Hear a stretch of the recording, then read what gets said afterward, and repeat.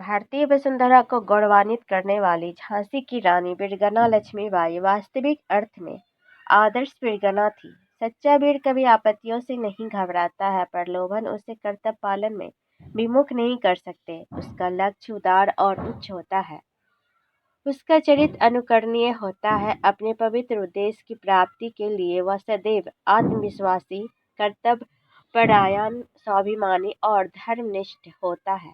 ऐसी ही थी वीरगना लक्ष्मीबाई। महारानी लक्ष्मीबाई का जन्म काशी में 19 नवंबर 1835 ईस्वी को हुआ। इनके पिता मोरोपंत तांबे चिकनाजी अप्पा के आश्रित थे। इनकी माता का नाम भागीरथी बाई था।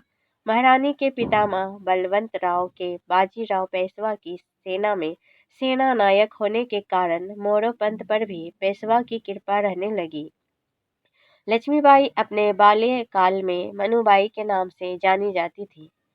इधर सन 1838 में गंगाधर राव को झांसी का राजा घोषित किया गया। वे विदुर थे। सन 1850 में मनुबाई से उनका विवाह हुआ। सन 1851 में उनको पुत्र रत्न की प्राप्ति हुई। झांसी के कोने कोने में आनंद की लहर प्रभावित हुई, लेकिन 4 माह पश्चात उनका बालक का निधन हो गया।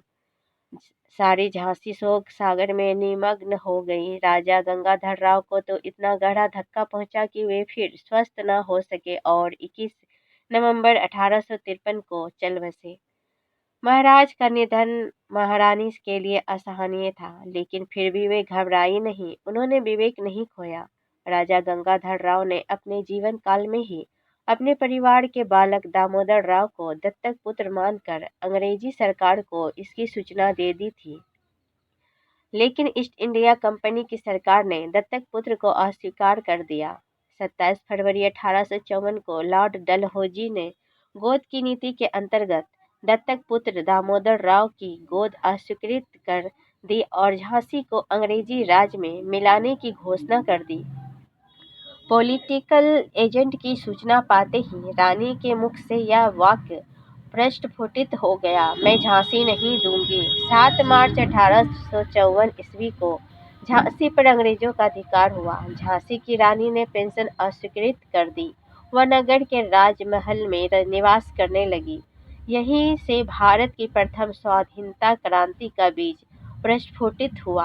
अंग्रेजों की राजलिप्सा की नीति से उत्तरी भारत के नवाब और राज्य महाराजे असंतुष्ट हो गए और सभी में विद्रोह की आग भभक उठी। रानी लक्ष्मीबाई ने इसको स्वर्ण अवसर माना और क्रांति की ज्वालाओं को अधिक सुलगाया तथा अंग्रेजों को विरुद्ध विद्रोह करने की योजना बनाई। नवाब वाजिद अली शाह की बेगम हजरत महल, अंतिम मुगल सम्राट की बेगम जीनत महल, स्वयं मुगल सम्राट बहादुर शाह, नाना साहब के वकील अजीमुल्ला शाह, गढ़ के राजा, बानपुर के राजा मर्दन सिंह और तात्या तोपे आदि सभी महारानी के इस कार्य में सहयोग देने का प्रयत्न करने लगे। भारत की जनता में विद्रोह की ज्वाला भभक गई। समस्त देश में सुसंगठित और सुदृढ़ रूप से क्रांति को कार्यान्वित करने की तिथि 31 मई 1857 को निश्चित की गई, लेकिन इससे पूर्व ही क्रांति की ज्वाला प्रज्वलित हो गई और 7 मई 1857 को मेरठ में और 4 जून 1857 को कानपुर में भीषण विलंब हो गया।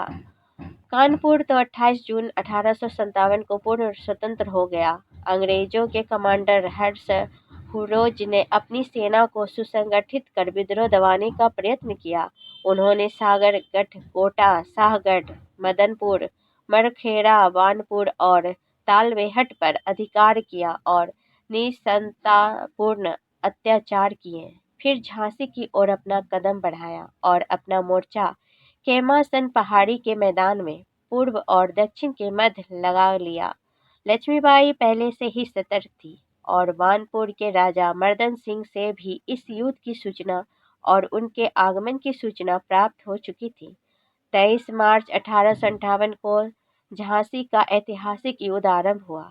कुशल तोपची गुलाम गोश खां ने झांसी की रानी के आदेशानुसार तोपों के लक्ष्य साध कर ऐसे गोले फेंके कि पहली बार में ही अंग्रेजी सेना के छक्के छूट गए।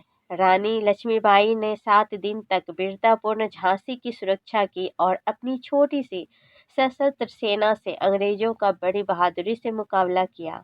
रानी ने खुले रूप से शत्रु का सामना किया और युद्ध में अपनी वीरता का परिचय दिया। वे अकेले ही अपनी पीठ के पीछे दामोदर राव को कसकर घोड़े पर सवार हो अंग्रेजों से युद्ध करती रही।